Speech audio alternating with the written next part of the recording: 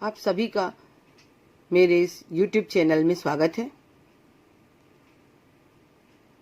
आज हम पढ़ेंगे कक्षा 12वीं विषय भूगोल के अंतर्गत अध्याय 6 में मानव की जो आर्थिक क्रियाएं हैं उसके अंतर्गत द्वितीयक क्रियाएं। मैं श्रीमती अर्चना तिवारी, शासकीय उच्चतर माध्यमिक विद्यालय भरारी, आप सभी का हार्दिक स्वागत करती हूँ। इस अध्याय में हम द्वितीयक क्रियाओं के बारे में पढ़ेंगे। इसमें हम विनिर्माण उद्योग के बारे में भी पढ़ेंगे। इस अध्याय में हम विभिन्न प्रकार के उद्योगों के बारे में भी जानेंगे। सबसे पहले हम देखते हैं द्वितीयक क्रियाएं। द्वितीयक क्रियाएं किसे कहेंगे? प्रकृति में पाए जाने वाले कच्चे माल को संशोधित कर उन्हें उपयोगी बनाने के लिए जो प्रक्रिया की जाती है वे सभी द्वितीयक क्रियाएं होती हैं। जो प्रकृति में कच्चे माल प्राप्त करते हैं उसको जब हम संशोधित करते हैं, मॉडिफाई करते हैं और उसके बाद उसे हम अपने लिए उपयोगी बनाते हैं, वो प्रक्रिया जो बनाने की प्रक्रिया होती है वो कहलाती है द्वितीयक क्रियाएं। इसमें प्रकृति में पाए जाने वाले वस्तुओं का स्वरूप एवं गुण दोनों बदल जाता है। जैसे कपास से सूती वस्त्र, जूट से बारदाना, गन्ने से शक्कर इत्यादि। प्राथमिक क्रियाओं द्वारा प्राप्त कच्चे माल को द्वितीयक क्रियाओं द्वारा मूल्यवान वस्तु के रूप में बदलना विनिर्माण कहलाता है। विनिर्माण का आशय किसी वस्तु के उत्पादन से है, जैसे खिलौना बनाना, लौह इस्पात को गढ़ना इत्यादि। विनिर्माण उद्योग की प्रमुख विशेषताएं। अब हम देखते हैं विनिर्माण उद्योग की विशेषताएं क्या क्या है। अधिकांश उत्पादन इसमें मशीनों से होता है। उत्पादन बड़ी मात्रा में किया जाता है। अधिक पूंजी की इसमें आवश्यकता पड़ती है। विभिन्न प्रकार के औद्योगिक अनुसंधान होते रहते हैं इसमें, और नया नया मॉडिफिकेशन होते रहता है, नए नए अनुसंधान होते रहते हैं और नई नई चीज़ों का उत्पादन होते रहता है। अर्थव्यवस्था का ये प्रमुख आधार होता है। अपने देश की जो अर्थव्यवस्था होती है, आर्थिक स्थिति होती है, उसका प्रमुख आधार विनिर्माण उद्योग होता है। मशीनों का मशीनों पर नियंत्रण होता है। एक मशीनों से कुछ सामान बनती है, दूसरे मशीनों पर वो आती हैं और वो फिर नई चीज़ों का निर्माण होता है। अधिकांश उत्पादन निर्यात के लिए किया जाता है। विनिर्माण उद्योग में जो होता है, द्वितीयक क्रियाएं जो होती हैं, उसमें जो उत्पादन होता है वो अधिकांशतः निर्यात के लिए होता है, व्यावसायिक दृष्टि से किया जाता है। उत्पादन एवं कार्यों का विशिष्टीकरण होता है। उत्पादन जो होता है वो हमेशा उसका विशिष्टीकरण होता है, नए नए प्रकार से उसको बनाया जाता है। एक उद्योग के साथ सहायक उद्योग भी खुल जाते हैं, जैसे कि बाइक का उद्योग, जैसे कि कार बनाने का उद्योग। तो वो पूरी कार, पूरा बाइक एक ही उद्योग से नहीं बनता है, उसके जितने भी पार्ट्स होते हैं वो अलग अलग उद्योग में बनते हैं।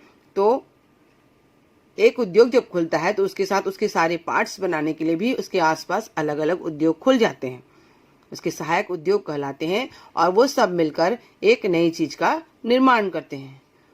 उत्पादित वस्तुओं का नवीकरण होता है। जो उत्पादित वस्तु होते हैं उसको फिर से रिनिर्माण किया जा सकता है। अब हम देखेंगे उद्योगों की स्थिति को प्रभावित करने वाले कारक। उद्योग जहां स्थापित होते हैं उसको स्थापित होने के लिए क्या क्या चीजें आवश्यक होती हैं।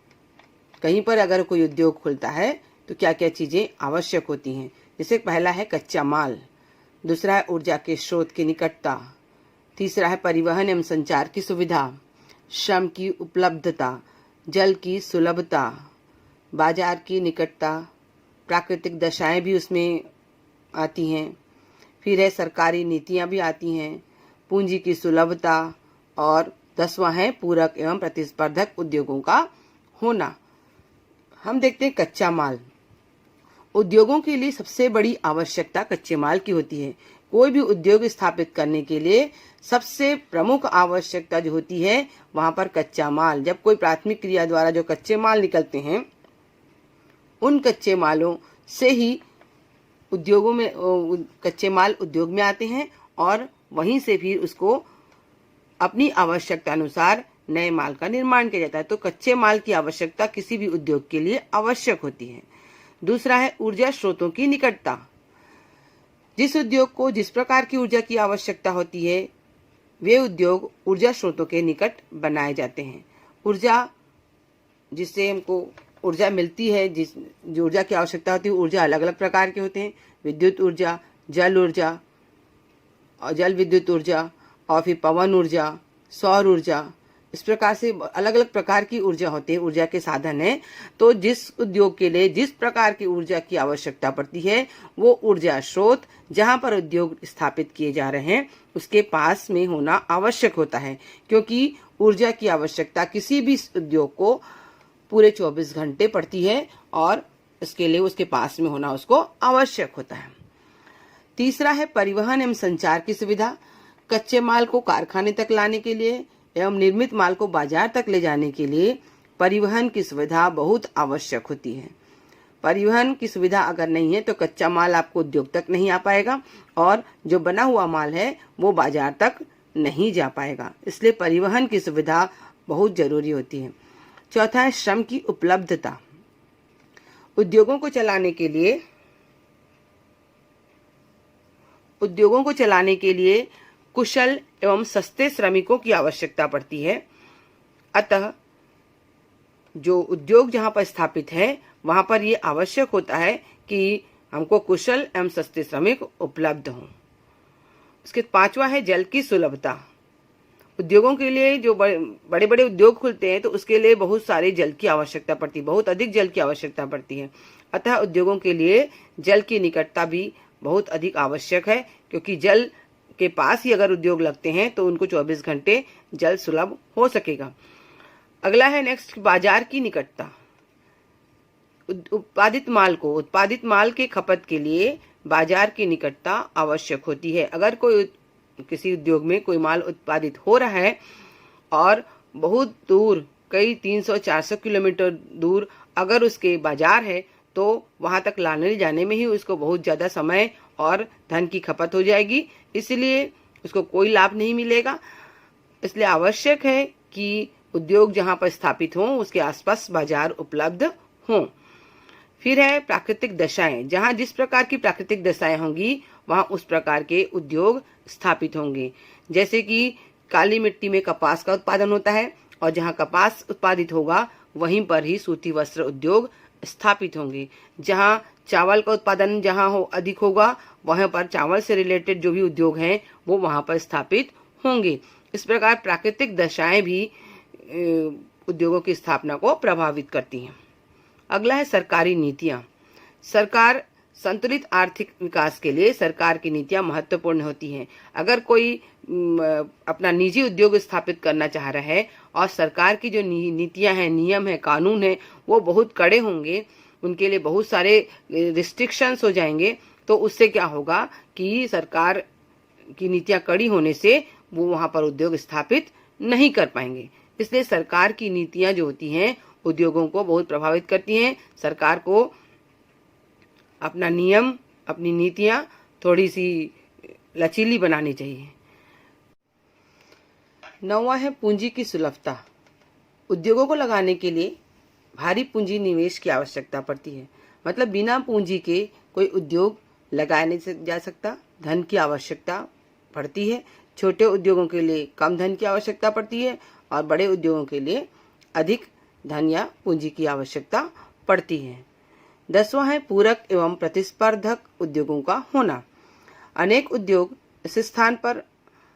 एक ही स्थान पर होते हैं जहां पूरक उद्योग स्थापित होते हैं। जैसे एक उद्योग के साथ साथ उसके अलग अलग पार्ट बनाने के लिए या उसके प्रतिस्पर्धक उद्योग, उसी प्रकार के और भी उद्योग वहां पर स्थापित हो जाते हैं, जिससे फायदा ये होता है कि उसमें कंपटीशन की भावना आ जाती है और लोग अच्छा माल का उत्पादन करना शुरू कर देते हैं। अब हम देखते हैं उद्योगों का समूहीकरण।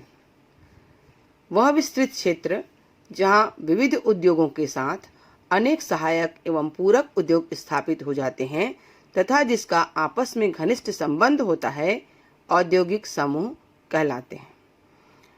मतलब उद्योगों का समूह, एक स्थान पर अलग अलग प्रकार के बहुत सारे उद्योग स्थापित हो जाते हैं या उसी से संबंधित और भी उद्योग स्थापित हो जाते हैं, जिसे कहा जाता है औद्योगिक समूह।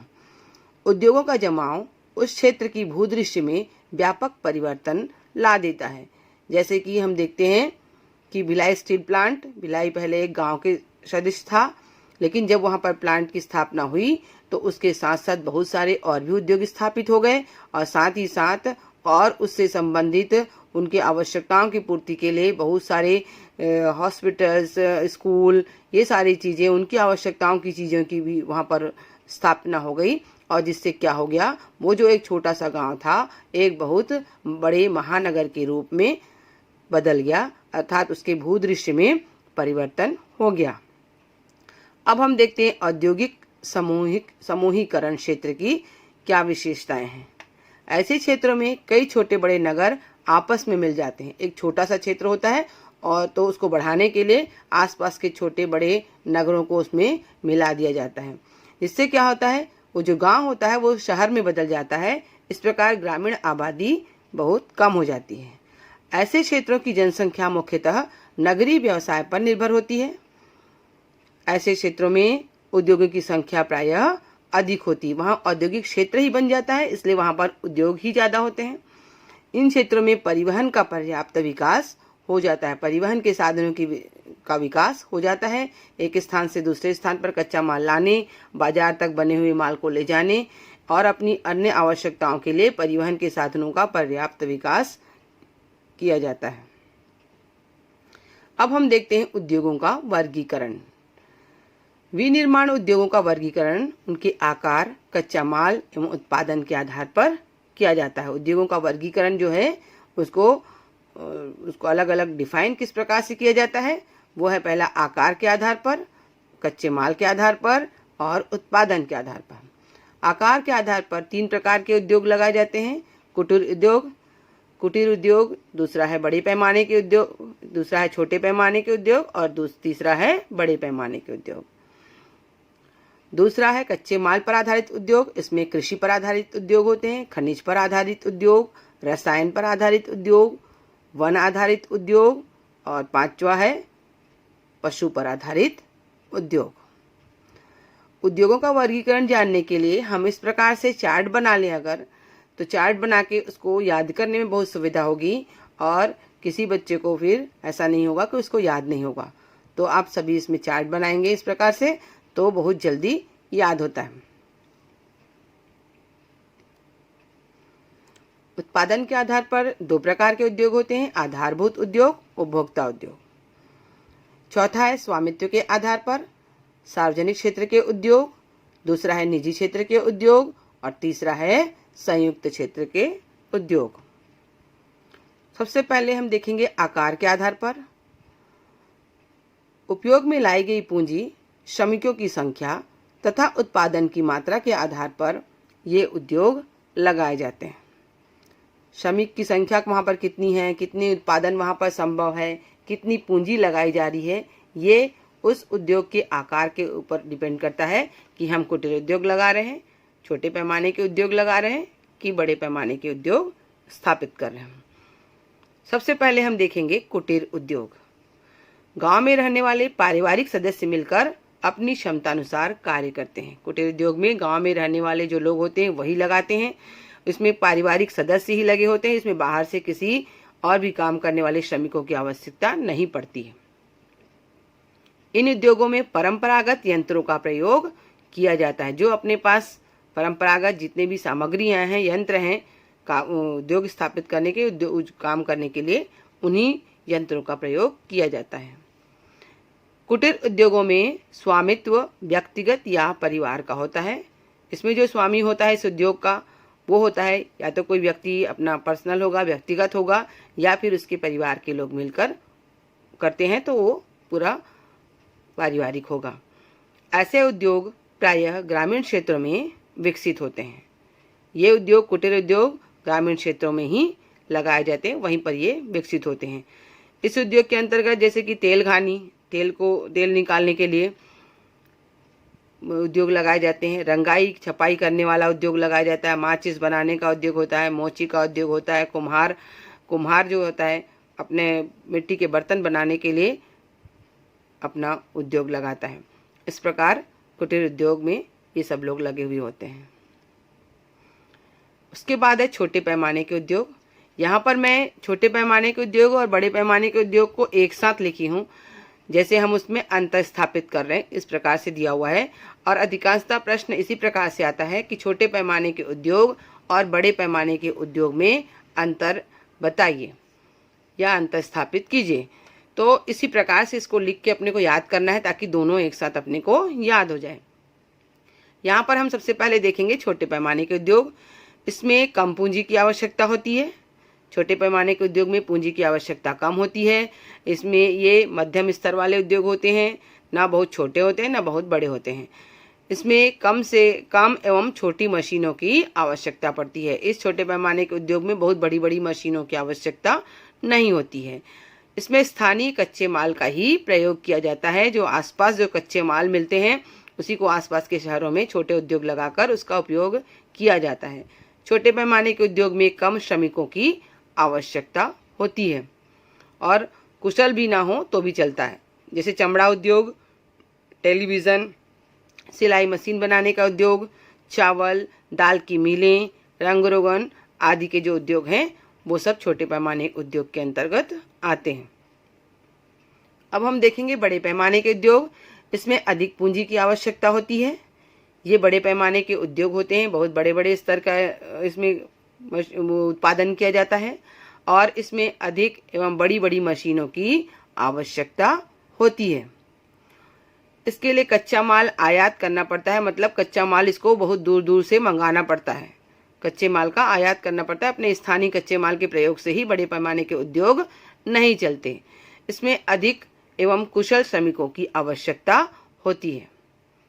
कच्चे माल जो बड़े पैमाने के उद्योग हैं उसके अंतर्गत कागज, कपड़ा उद्योग, मोटर गाड़ी का उद्योग, लौह इस्पात उद्योग, सीमेंट उद्योग आदि उद्योग स्थापित किए जाते हैं। अब हम देखते हैं कच्चे माल पर आधारित उद्योग। उसमें पहला है कृषि पर आधारित उद्योग। यह एक प्राथमिक स्तर का व्यवसाय है। कृषि से प्राप्त उत्पादों का प्रयोग कच्चे माल के रूप में किया जाता है। जो कृषि से प्राप्त उत्पाद होते हैं और उसी का उपयोग ही कच्चे माल के रूप में किया जाता है। जैसे धान के से जो कच्चा माल प्राप्त होता है उसका भूसा प्राप्त होता है, उससे राइस ब्राउन ऑयल बनाया जाता है। और कृषि पर आधारित उद्योग उसके उत्पादन क्षेत्रों के समीप ही स्थापित होते हैं और कृषि से प्राप्त कच्चे माल को विभिन्न प्रक्रियाओं द्वारा तैयार कर बाजार में विक्रय के लिए भेजा जाता है। जैसे कि गन्ने का उत्पादन कृषि के द्वारा ही होता है। गन्ने का उत्पादन करके उसके शक्कर बनाया जाता है, शक्कर या चीनी। जूट से कालीन, गलीचा और बड़े बड़े बारदाने इत्यादि बनाए जाते हैं। सूती वस्त्र उद्योग, ये कपास का उत्पादन किया जाता है और कपास से सूती वस्त्र का उत्पादन किया जाता है। ये सब कृषि पर आधारित उद्योग के अंतर्गत आते हैं। अगला है वनों पर आधारित उद्योग। वनों से प्राप्त उत्पादों का प्रयोग कच्चे माल के रूप में किया जाता है, जैसे कि जड़ी बूटियां, छाल, गोंद, सुपारी इत्यादि। फर्नीचर उद्योग, प्लाईवुड उद्योग, हार्डबोर्ड, आरा मिल, रंग रोगन, नारियल की जटा से रस्सी आदि बनाने का उद्योग भी वनों पर आधारित उद्योग के अंतर्गत ही आते हैं। वनों पर आधारित उद्योग से देश की बड़ी संख्या में लोगों को रोजगार प्रदान करता है। जो वनों पर आधारित उद्योग में बहुत सारे लोग लगे होते हैं, बहुत देश के अधिकांश लोगों को इसमें रोजगार मिलता है। ये है बांस की टोकरी बनाते हुए बांस कुटीर उद्योग का यहाँ पर एग्जाम्पल बताया गया है। अगला है खनिज पर आधारित उद्योग। खनिज पृथ्वी पर पाया जाने वाला महत्वपूर्ण संसाधन है। जिन संसाधनों से कच्चा माल के रूप में खनिजों का प्रयोग किया जाता है वे खनिज आधारित उद्योग के अंतर्गत आते हैं। इसको दो वर्गों में रखा गया है। पहला है लौह धातु उद्योग और दूसरा है अलौह धातु उद्योग। लौह धातु उद्योग जिसमें लोहे की मात्रा पाई जाती है, जैसे लोहा इस्पात उद्योग, रेल का इंजन उद्योग इत्यादि। अलौह धातु उद्योग जिसमें लोहे के अंश नहीं पाए जाते। खनिज तो है, धातु तो है, लेकिन इसमें लोहे के अंश नहीं पाए जाते, जैसे तांबा, एल्यूमिनियम। इस प्रकार का उद्योग अलौह धातु उद्योग के अंतर्गत आते हैं। अगला है पशु आधारित उद्योग। पशुओं से अनेक प्रकार के उत्पादन प्राप्त किए जाते हैं, जिसे कच्चा माल के रूप में प्रयोग किया जाता है। पशुओं से प्राप्त दूध, खाल, चमड़ा, ऊन, हाथी दांत आदि पर आधारित उद्योग पशुओं पर आधारित उद्योग के अंतर्गत आते हैं। चमड़े से चप्पल, पर्स, बैग, थैला, जूता इत्यादि का उद्योग चलाया जाता है। ऊन से कालीन, गलीचा, चटाई ये सब और ऊनी वस्त्र इत्यादि का निर्माण किया जाता है और उससे आधारित उद्योग की स्थापना पशुओं पर आधारित उद्योग के अंतर्गत आते हैं। तीसरा है उत्पादन के आधार पर। वे उद्योग जिसके उत्पादन को अन्य वस्तु बनाने में कच्चा माल के रूप में उपयोग किया जाता है, वे उत्पाद आधारित उद्योग के अंतर्गत आते हैं। ये दो प्रकार के होते हैं। पहला है आधारभूत उद्योग और दूसरा है उपभोक्ता उद्योग। आधारभूत उद्योग के अंतर्गत लौह इस्पात उद्योग और सूती वस्त्र उद्योग आते हैं। उपभोक्ता उद्योग के अंतर्गत वो सीधा उनका संबंध होता है उपभोक्ताओं से होता है, जो उसको उपयोग करते हैं, जैसे बिस्किट बनाने का उद्योग, चाय उद्योग, साबुन उद्योग इत्यादि। हम देखते हैं लौह इस्पात उद्योग। यह सभी उद्योग का आधार होता है लौह इस्पात। इसके आधारभूत उद्योग भी इसीलिए इसको कहा जाता है। ये किसी भी देश का आधार होता है। उसमें जितने भी उनको लाभ होता है, जितने भी आर्थिक स्थिति सुदृढ़ होती है, लौह इस्पात उद्योग उसमें बहुत बड़ी भूमिका अपना निभाता है। यह संपूर्ण आधुनिक सभ्यता का आधार है। आजकल अधिकांश चीज़ें लौह इस्पात की ही बनी हुई होती हैं। कच्चे लोहे में मैग्नीज मिलाकर इस्पात बनाया जाता है।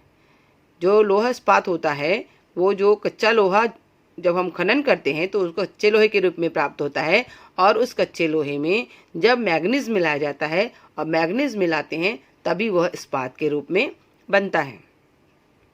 वर्तमान युग को लौह युग कहा जाता है।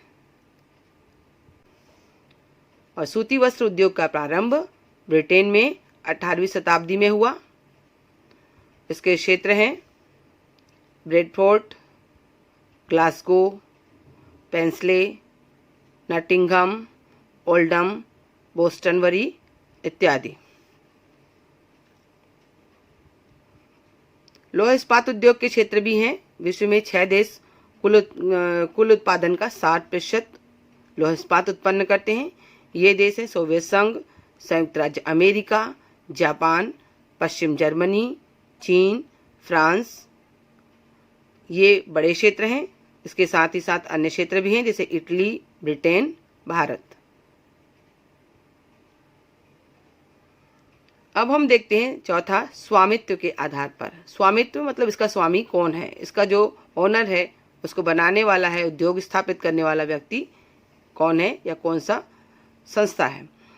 सार्वजनिक क्षेत्र में उद्योग सरकार के अधीन होता है। सार्वजनिक क्षेत्र जो होता है, जो सभी के लिए वो सुलभ होता है, वह क्षेत्र होता है सरकारी क्षेत्र, जिसे सार्वजनिक क्षेत्र भी कहा जाता है। भारत में बहुत सारे उद्योग सार्वजनिक क्षेत्र के अधीन हैं। मिश्रित अर्थव्यवस्था में सार्वजनिक एवं निजी दोनों प्रकार के उद्यम प्राप्त किए जाते हैं, पाए जाते हैं। मिश्रित क्षेत्र जहाँ पर मिश्रित अर्थव्यवस्था है, जहाँ पर सार्वजनिक क्षेत्र के लोग भी हैं और निजी क्षेत्र के में भी अच्छे लोग हैं, वहाँ पर दोनों प्रकार के उद्योग पाए जाते हैं। निजी क्षेत्रों में उद्योगों का स्वामित्व व्यक्तिगत निवेशकों के पास होता है। जो निजी क्षेत्र का उद्योग होता है, उसमें जो उद्योग का स्वामी होता है वो कोई एक व्यक्ति ही होता है, व्यक्तिगत होता है, वही अपनी पूंजी उसमें लगाता है। ये निजी संगठनों का द्वारा संचालित होते हैं। जो निजी क्षेत्र के उद्योग होते हैं वो कोई निजी संगठन द्वारा ही संचालित होते हैं। पूंजीवादी देशों में अधिकतर उद्योग निजी क्षेत्र के ही होते हैं। जहाँ पर पूंजीवादी देश है, जहाँ पर पूंजी की अधिकता है, वहाँ पर उद्योग निजी क्षेत्र के उद्योग ही अधिक पाए जाते हैं। संयुक्त क्षेत्र की उद्योगों का संचालन संयुक्त कंपनी द्वारा किया जाता है। यह कार्य किसी निजी या सार्वजनिक कंपनी के संयुक्त प्रयास से होता है। इसमें सार्वजनिक क्षेत्र और निजी क्षेत्र दोनों मिलकर कोई उद्योग स्थापित करते हैं तो वो संयुक्त क्षेत्र के उद्योग के अंतर्गत आते हैं। ये कारखानों का चित्र यहाँ पर दिख रहा है। ये है निजी क्षेत्र भी हो सकते हैं, चाय के बागान का उद्योग ये हो सकता है। ये चित्र आपको दिखाई दे रहा है।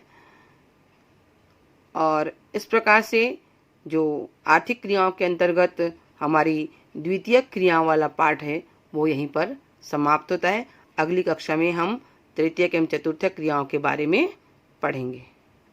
धन्यवाद।